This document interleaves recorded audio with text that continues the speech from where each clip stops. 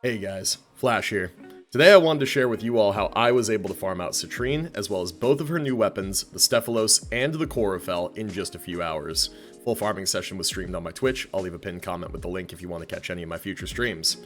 So, for those of you who don't know, Citrine's Last Wish came out with a new node on Mars called Tiana Pass, featuring a brand new mission type, Mirror Defense. It's essentially a riff on defense or mobile defense, where you have to move in between two areas and defend an objective. But this isn't the most important part of this mission. While you're defending the objective, groups of crystals will spawn around the map and need to be picked up by you or your allies to gain crystal fragments. Similar to Luathrax Plasm, these crystal fragments will allow you to buy Citrine parts and weapon parts from Otok on Deimos. So you can make up for some of your bad RNG by simply buying the parts you didn't get to drop from the mission. Gathering these crystals quickly and not missing any is going to be the most important aspect of this mission for speeding up your Citrine grind. Some things to note about the mission. The mission is quite low level. You can play really whatever you want and be fine. The mission is also time-based and not wave-based, so there is no real way to speed up the actual mission itself. You can, however, speed up the spawn rate of the crystals by killing large amount of enemies very quickly, as the crystal spawn rate is tied to the rate at which you kill enemies. Also, it's important to note there are a lot of crystals in the in-between area between defense targets that you only have 30 seconds to gather before they disappear. Do not skip gathering these. They will make up a large amount of the crystals that you'll get in the mission. Also, to maximize your chances at getting Citrine blueprints, it's important to stay at least 4 waves, but if you can stay longer, 6 or 8 waves will give you more chances at Citrine blueprints from mission rewards. So, talking about the build that I used to farm out Citrine, and all you need to make this work to full capacity is just 1 frame and 1 Helminth ability. That frame being Titania with Gauss's Thermal Sunder Helminth ability. The way the build works is that with enough energy, you can simply use Titania's 4, fly around the whole stage, spamming Thermal Sunder to clear out large groups of enemies, and focus solely on gathering the crystals, which is much easier to do since you can just fly up and grab the crystals wherever they happen to spawn.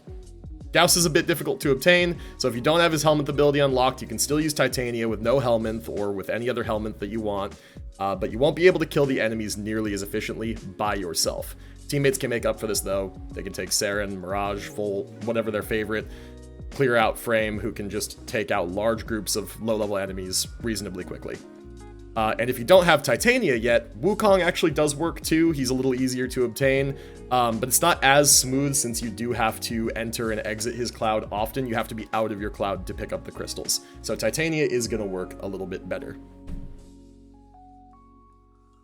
Alright, getting into the build. This is my mod loadout. We're focusing primarily on range to have enough range to hit a lot of enemies with Thermal Sunder, with just enough strength to take them out at low level, scaling up with Molt Augmented, and enough efficiency to be able to spam the Thermal Sunder often, as well as stay in your 4th ability, Razor Wing, the entire time without worrying too much about energy. You don't have to worry about duration, because for whatever reason, the ultimate scales better with its energy drain per second off of efficiency than it does duration anyway, so you don't have to worry about duration. Well, maximum range, and just enough strength and efficiency to be able to spam your abilities. This build can work without the arcanes. The arcanes are not strictly necessary. You are going to find yourself doing less damage and not one-shotting enemies sooner into these sort of endless missions without Molt Augmented, but it's not strictly necessary. If you don't have it, this build can still work. Arcane Energize is more useful in terms of this is really how you're going to stay in your 4th ability and spam your 3rd ability this entire time without worrying about ever coming out or having any downtime. If you don't have Arcane Energize, you can still totally make this work. You just may have some downtime between when you can be flying around, and you may have to take energy restores, you may have to take Xeneric, you may have to take some other form of energy restoration. But the build can still totally work without Arcane Energize. It's just very highly recommended if you do have it. Preparation is also not strictly necessary. It's just so that you spawn with extra energy. This is mainly because I tend to use this exact same build for farming Void Relics, Exterminates, and Captures specifically, so spawning with energy just adds ease of use. This is not strictly necessary either. And other than that, there's nothing too terribly fancy about the build. Very standard stuff. Primed Flow, Primed Continuity for your duration, right? Transient Fortitude, Overextended, pretty typical corrupted mods, right? Fleeting Expertise. And you just want to try and hit as much range as you can, again, a good amount of efficiency, and just barely over 100% strength is usually fine. With this build, the aura doesn't really matter a ton either. I run Corrosive Projection just because it is what fits in the slot. The other thing to note here about this build is that there is no survivability in this build, mainly because you don't need it, but one thing to watch out for in these missions is just try not to get hit by the fire wave from Arson Eximus. I did have a couple of times when I was playing this that I got hit with the full 5 heat procs from an Arson Eximus, and that was enough to take me out. So just be careful of that. It shouldn't be a problem, just something that I noticed a couple of times as I was playing. And that's pretty much it, guys. Not much more to say about the build. It's fantastic for low-level missions of all kinds. I love using this to speedrun through Void Fissures. It's just a solid build overall that makes all kinds of low-level farming so much easier. So that's it. Let me know in the comments if you guys have any questions or suggestions for me. I'd be happy to discuss the build further with you guys.